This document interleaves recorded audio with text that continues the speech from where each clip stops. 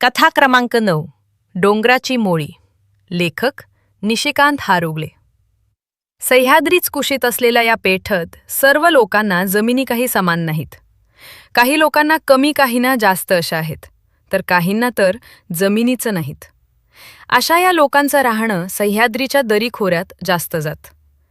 पावसाळा म्हटला की भात खाचरात राबायचं व 4 महिन्यात वर्षभराच पिकवायचं व पुढचे 6 महिने लोकांच्यात किंवा आपल्या शेतातील राहिलेली कामं करायची. पेठेच्या गावातील अनेक कुटुंबे शेती करत असल्याने घरात चुलीच्या जळणाची समस्या उद्भवत असे. फेब्रुवारी महिना उलटला की डोंगरच पासलं पाणी आटायचं. त्यामुळे शेतकामातून थोडा विसावा मिळत असे. लागोपाठ जत्रा यायच्या व शिमग्यापर्यंत घरातील जळण संपत असे. तेव्हा घरातल्या बायांना राईतील तसेच भुदरगडला लागूनच असलेला डोंगर खुणावू लागे व बाया बापड्या राईच्या डोंगराची पायवाट चढू लागत. अशीच एक कथा पेठेच्या गावातील बायांची लाकडापायी होणारी झडती कशी होते ती सांगते. रब्बीचा हंगाम निघाला व जत्रांचा ओघ सुरू झाला. गावदेव ज्योतिबाची पण जत्रा झाली व गडच्या भैरवनाथाची सुद्धा. रिकाम्या वेळात काय करायचं तर वाकळ शिवण चालू होई. अशाच या एकमेकींच्या शेजारील बायाबापऱ्या आपले घरकाम आटपून शेजारच्या तानुबाईच्या परस अंगणात ओसरीत वाकाळ शिवत बसल्या होत्या. यामध्ये चव्हाणांची तानुबाई, गुरवाची सखूबाई, नाव्ह्याची बायजाक्का होत्या. बोलता बोलता त्यांच्यात विषय निघाला. गुरवाची सखूबाई बायजाक्काला म्हणाली, काय सांगू बाई, घरात जळणाचा एक तुकडा पण नाही. म्हाताऱ्यानं पावसात वाहून आलेला ओंडका आणला होता, तो पण संपला. तेव्हा बायजाक्का म्हणाली, तर काय बाई, फेब्रुवारी महिन्यात माही झाली, पावन रावळं जेवलीत, त्यात माझी पण लाकडं संपलीत बघ. आमचा काय खंडोळ कमी हाय भय, जमली की चांगली भुतावळचं नह. तेवढ्यात तिथे पोऱ्याची सुंदरा आली व म्हणाली, काय तान्याक का वाकाळं शिवतेस मुन. तेव्हा गुरवाची सखू म्हणाली, काय दिसत नाही. तेव्हा सुंदरा म्हणाली, दिसते की, पण विचारायची एक पद्धत असते. कुणासाठी शिवतीस ग. तेव्हा तानुबाई म्हणाली, माझ्या लेकीसाठी. तेव्हा गुरवाची सखू म्हणाली, तर लेकीलाच दे. तिचं तिथं खाऊन संपना एवढं असताना हिची पोर मुलं खातनं राबून आणतात व ही लागली लेकीला वाकाळ द्यायला. तेव्हा तानुबाई म्हणाली, काय सांगू, जावई म्हणाला म्हणून, नाहीतर मला कुठली हौस. आलिया तरुणपणात शिवल्या होत्या 20-25 वाकरी, आता नाही जमत. म्हटलं कवा मागत नाही, आता मागितलीये तेव्हा देऊया एखादी शिवून. तेवढ्यात सखू म्हणाली, तर तो लागला गोड गोड बोलायला व ही लागली म्हातारी डोलायला त्याच्या तालावर. शहर वस्तीला बंगला बांधला, चिमूटभर कुंकू लावायला तरी बोलावलं का तुला. राधानगरीचा चिक्कू कोंबडा तो कवा येताना पावाची पिशवी तरी आणतो का ग. तेव्हा म्हातारी म्हणाली, जाऊ दे तिकडं, नाहीतर त्याच्या खादीम कुठं माझी झाड व्हायचीत. पोरगी सुखात असली म्हणजे झालं. तेव्हा सुंदरा म्हणाली, सखू बोलती ते खरं आहे. त्याच्या घरात नाही काय त्याची आई, तिला इत नाही का वाका शिवायला, तुला लई व्याप बघ. तेवढ्यात बायजाक्का म्हणाली, ते सर्व जाऊ देत, लाकडाचं काय करायचं तेवढं सांग. तेव्हा सखूबाई म्हणाली, काय करायचं म्हणजे, आणायची डोंगरातून, नाहीतर काय. तेव्हा सुंदरा पण म्हणाली, आमच्यात काटकीचा एक नार पण नाही, तवा परवा दिवशी सोमवार हाय, जाऊया काय लाकडाला. तेव्हा त्या बायकांच्यात चर्चा झाली व लाकडाला जायचं ठरलं. सोमवारचा दिवस उजाडला. तसं त्या सर्वजणी आपापली कामे आटपून डोंगराला निघाल्या. प्रत्येकीन आपल्या घरातील कोयते व दोऱ्या घेतल्या. या सर्वजणी डोंगराला निघाल्या. एकमेकींची गप्पा करत त्या डोंगर चढू लागल्या. चालता चालता सखू तानुबाईच्या सुनेला म्हणाली, काय सुने, माहेराला कधी गेलतीस का लाकडाला. सुनीता म्हणाली, नाही बाई, आमच्या गावाला डोंगर कुठला, सगळा सपाट माळ आहे. ऊसातील रानात खोडव्या बिगर काय पण मिळत नाही. तेव्हा बायजाक्का म्हणाली, डोंगरची मोळी येईल काय तुला. नयाला काय झालं. मी आमच्या गावाला नदीच्या रानातनं वाड्याची वज्जी व उसाच्या मोया वडल्यात. उसाच्या मोया पण वडाय जायते की, मी काय वज्जाला हलकी नाही. सुनीताचं उत्तर ऐकून बायजाक्का म्हणाली, पोरगी घट्ट आहे, शंकराचा संसार लई चांगला करील. इतक्यात सुंदरा म्हणाली, तुझा नवरा लई साधा माणूस, कोण पण फसवल बघ त्याला. तेव्हा डोळ्यात तेल घालून संसार कराय पाहिजे बघ तुला. नाहीतर ही तानी लई जावई जावई करते, कधी नाही विचारणार जावई तिला. पण तुला जरा आधार आहे तिचा. सुनीता म्हणाली, तिच्या जीवावर तर पोर टाकून मला बाहेर पडता येत. अशा गप्पा मारत त्या डोंगर चढून गावमिरीच्या रानात आल्या. गावमिरीच रान सपाट असल्याने तिथं भाताची शेतं केली जायची. रानगव्यांच्यामुळे नुकसान होत असे. त्यात मोरांचा वावर असल्याने तर भात पिकाची चांगलीच मळणी व्हायची. गावमिरीला लागून असलेल्या जंगलाच्या रानात गेल्या व लाकडाच्या मोळ्या काढल्या व घेऊन आल्या. असं त्यांनी आठवडाभरात भरपूर जळण गोळा केलं. हे तुळजाईच्या तुक्यान बघितलं व त्यानं वनखात्याला चहाडी केली. एकदा जळणाला गेल्या असताना त्या जळण काढू लागल्या. इकडून तिकडून त्यांनी जळण जमा करायला सुरुवात केली. सखूबाई झाडावर चढण्यात तरबेज असल्याने तीन झाडावर चढून वाळलेला मोठा ढापा पाडला. आपल्या वज्ज्याची जोडणी केली व सुनीताला म्हणाली, तू लाकड तोडून मोळी बांध, मी तुला पण एखादा ढापा बघते. अशा तऱ्हेनं त्यांनी आपली वज्जी तयार केली. वज्जी केल्यावर त्या एका झाडाखाली जाऊन विसावल्या. आपापल्या भाकरी सोडल्या.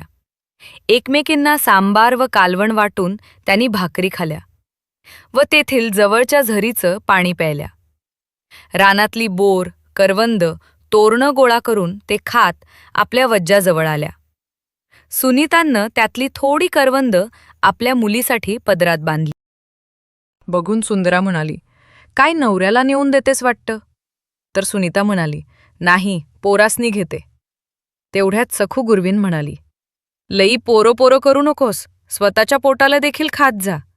या जगात कोणबी कुणाचं नसतं. माझं वय बघितलंस नवं, तुझ्या सासूबरोबर नांदायला आले. तेव्हा पासन हा वनवस हाय बघ. आधी सासूच्या राज्यात राबूनच मेले, व आता पोरग्याच्या राज्यात तरी डोंगराची मुळी चुकली नाही बघ. मी पण माझ्या पोरासनी तुझ्यासारखी जपते. या रानातनं पिशव्या भरून करवान नेते. पण आता लगीन झाल्यापासून बघितलंस नवं, 2-2 सुना असून आम्हा म्हातारीला राबाय लागते.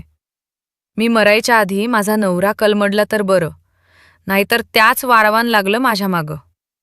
बरं घ्या आता मोळ्या व चला लागूया गावच्या वाटेला. तेव्हा सुनीता म्हणाली, शेवटला देवानं आई पण दिलंय नवं, तू अस बोलतीस व पदराडनं सांबार नेऊन लेकाला देतीस नवं. तेव्हा सखू म्हणाली, वय बाई, खरं हाय तुझं. कवा वनवास संपतोया, देवा ज्योतिबाला ठाव. असे म्हणून वज्जी घेऊन त्या गावच्या वाटेला लागल्या. गावमिरीच्या शिवारातून त्या खाली उतरल्या व विश्रांतीसाठी थोडा वेळ मेसकाट्यांच्या दाटीच्या बेटाच्या जागेवर बसल्या. इतक्यात तपासणीला निघालेला वनरक्षक त्यांना गाठ पडला व त्यांना बघून म्हणाला, लाकडं कुठनं आणल्याचा मला माहीत आहे. खूप दिवस शोधतोय, तेव्हा आज सापडल्याचा मुद्दे मला सह. तेव्हा सुनीता हळूच म्हणाली, आता काय करायचं ग? सखू म्हणाली, गप्प बस, भिवू नको. तेव्हा तो आपल्या तोऱ्यात जास्तच बोलू लागला. या सगळ्या त्याच्याकडं पाहू लागल्या. त्यात बायका म्हणाली, एक वार माफ करा साहेब, आम्ही गरीब माणसं आहोत. पोटासाठी एवढं डोंगर कट्टा चढता आहो, काय करावं? तेव्हा सुंदरा म्हणाली, एवढा डाव सोडा साहेब, आम्ही काय वल्ली लाकडं नाही काढलीत, वाळलेल ढाक पाडल्यात, तवा आम्हाला सोडा. तेव्हा तो 2-4 शिवा हासडत मोळीतील कोयते काढून घेऊ लागला. तशी सखू म्हणाली, पाया पडते साहेब, कोयत तेवढे काढून घेऊ नका. तुमचे कोयते काढून घेतल्याशिवाय तुमची मस्ती उतरायची नाही, तो म्हणाला. कितीतरी वेळा गयावया केली तरी तो ऐकायला तयार नव्हता व जास्तच अरेरावी करायला लागला. ते पाहून सखू म्हणाली, लई सरकारचं जंगल म्हणतोस. सरकार कुणाचं गा? आम्ही निवडून दिलेलंच नवं. 4 फुकण्या कांडग्यापायी गरिबाचं कोयत काढून घेऊन बायकांवर पुरुषार्थ दाखवतोस, वैर? तेव्हा तो म्हणाला, एक तर चोरी व वरती बरी चाललीये शिरजोरी. तेव्हा सुंदरा म्हणाली, मगा ठावनं ओरडून सांगताव की आम्ही वाळलेली लाकडं काढल्यात. तुला एक तरी वल लाकूड दिसतंय का? आम्ही गरीब माणसं, गावात धर घर नाही की शिवारात धर शेत नाही, कुठं जावं? तेव्हा तो म्हणाला, जावा की मसणात. तेव्हा बायजा म्हणाली, हे बघा, मसनात तर सगळीच जातात, तू पण जाशील. शेवटी सखू म्हणाली, हे बघ, आम्ही आता गावोमिरीत आहे. तू काय आम्हाला जंगलातली लाकड काढताना पकडलास काय? आमचं म्हणणं आहे की आम्ही जंगलातील लाकड काढली नाहीत. जा आता, काय म्हणणं आहे तुझ? तेव्हा तो म्हणाला, मग कुठली काढल्यास सांगा. तेव्हा ती म्हणाली, ते तुला विचारायचा संबंध नाही. व एवढी रखवाली करतोस रात्रीची सागवानाची. लाकड व चंदनाचे लाकड कुठं पळून नेतात, त्यांना पकड की. तेव्हा पडत असशील डाराडूर घुरत, व आम्हा बायकांना बघून चड्डू ठोकतोस वैर. तेवढ्यात सुंदरा म्हणाली, मला काय ठाव नाही त्या लाकड विक्या तुक्या संग. तूच काय संधान आहे ते? जंगलातली सागवानाची लाकड कुठं जात्यात ते माहीत नाही वय आम्हाला. गुमान कोयात दे, नाहीतर उभा इथंच जाळताव तुला. तेव्हा तो म्हणाला, सरकारी अधिकाऱ्याला अस बोलन गुन्हा आहे. तेव्हा सखू म्हणाली, होय, गुन्हा हाय खरं तर. कायदा तुम्हाला पण लागू आहे. तुम्ही ऐकता ते चालत, व आम्ही पोटासाठी कांडग्या काढताव ते चुकीचं. हे बोलणं ऐकून हुज्जत घालताला तो वनरक्षक ओशाळला, व त्यांचे त्याने कोयते परत केले व निघून गेला. तेव्हा सुनीता म्हणाली, आता तो आपली तक्रार करणार. सखू म्हणाली, सुने, हा साधापणा सोड. बघितलंस काय कसा फुगलेल्या बैलागत आलता, व गेला कसा भिजलेल्या उंदरागत. याला एकीच बळ म्हणतात.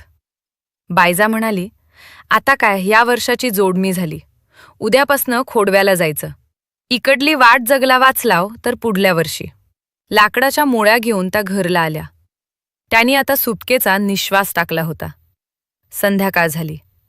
सांजेच्या जेवणाला सुनीता लागली. इतक्यात शेजारील मंगलाची पोरगी सांगत आली, तुम्ही लाकडं आणायला जाताली, चाडी तुळजाबाईच्या तुक्यान केली. मगाशी मी दामोअण्णाच्या दुकानात गेले, तेव्हा संगप्पा आजाला तो सांगताना ऐकलं. तेव्हा सुनीता चिडली व तिने हातातलं काम सोडलं व तिने सखूला सांगितलं. तशी सखू चिडली व तिने लाकडाला जाणाऱ्या बायकांना बोलावलं व हे सांगितलं. तशा सगळ्या बायका चिडल्या व एक एक लाकूड घेऊन तावासरशा तुळजाईच्या घरात शिरल्या. व तुळजाईच्या सुनेला त्यांनी विचारलं, तुक्या कुठं हाय? तेव्हा ती म्हणाली, काय काम हाय? तेव्हा सखू म्हणाली, त्याची पूजा बांधायची हाय. इतक्यात त्यांना चुलवानाला बसलेला तुकाराम दिसला. त्यांनी आत जाऊन त्याला जाब विचारला. तसा तो म्हणाला, तुला कुणी सांगितलं टल म्हणून? तेव्हा ती म्हणाली, त्या ऑफिसरांनी सांगितलं जातोस काय विचारायला लेका? तुझ्या बाबन डबोल करून ठेवलंय तसं आमच्या सासऱ्यानं नाही. तुझं मड बसवलं ते, असे म्हणत त्यांनी तुक्याला बडवायला सुरुवात केली. तस त्याची बायको मधी पडली.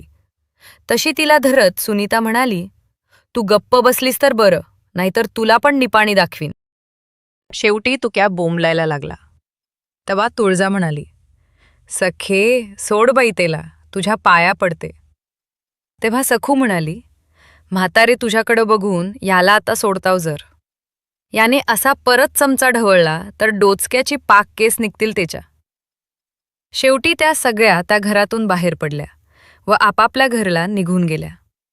अशा प्रकारे डोंगरची मोळी पेठतील लोकांच्या मनोरंजनाचे कारण बनली. लेखक निशिकांत हारुगले.